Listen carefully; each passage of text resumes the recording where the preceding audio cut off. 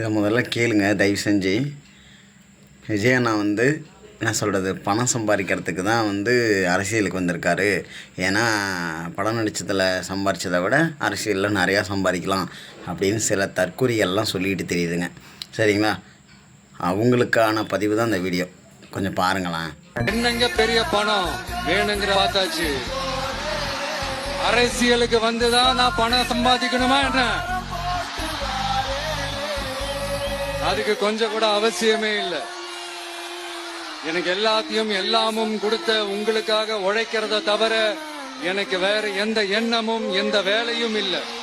ஏன்னா பின்னாடி ஒரு கூட்டம் வருது, இதெல்லாம் சும்மா கூட்டம், ஓட்டு இல்லாத கூட்டம், ரசிகர் கூட்டம் அப்படின்னு நிறைய பேர் சொல்கிறீங்க. அவங்களுக்காக தான் சொல்கிறேன்.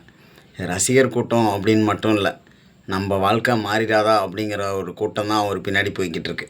சரிங்களா. ரெண்டாவது, அன்னைக்கு ஐயா கலைஞர் ஐயா பின்னாடி ஒரு கூட்டம் வந்துச்சு.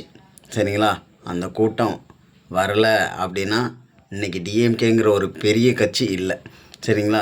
அதுக்கடுத்து எம்ஜிஆர் ஐயா, சரிங்களா, அவர் பின்னாடி ஒரு ரசிகர் பட்டாளம், பெரிய பட்டாளம் வந்துச்சு. சரிங்களா. அப்படி ஒரு பட்டாளம் வரல அப்படின்னா இன்றைக்கி ஏடிஎம்கேங்கிற ஒரு கட்சியே இல்லை.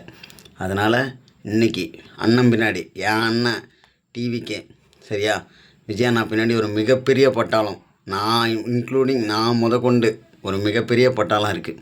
சரிங்களா.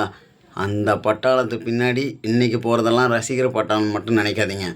இந்த வாழ்க்கை நம்ம வாழ்க்கையும் மாறிடாதா, ஒரு மாற்றத்தை நோக்கி தான் விஜய் அண்ணா பின்னாடி ஒரு கூட்டம் வருது. சரிங்களா, ரசிகர் கூட்டம் கிடையாது.